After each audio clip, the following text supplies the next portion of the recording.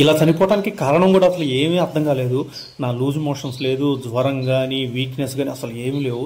అసలు morning light వేసినప్పుడు full యాక్టివ్గా ఉంది, అటు ఇటు తిరుగుతున్నాయి. నాకు ఏం మాత్రం సిమ్టమ్స్ బయటన తీసుకెళ్ళి హాస్పిటల్లో కేజీలు వేసుకున్నాను, కొద్దిగా ట్రీట్మెంట్ ఇచ్చేవాడిని. ఫుల్ యాక్టివ్గా ఉంది, అటు ఇటు తిరుగుతుంది. హాఫ్ అన్ అవర్ తర్వాత చూస్తే డైరెక్ట్ కింద పడిపోయింది. అంతా నా కళ్ళ ముందే జరిగింది. అసలు ఎందుకు జరిగిందో కూడా అర్థం కాల.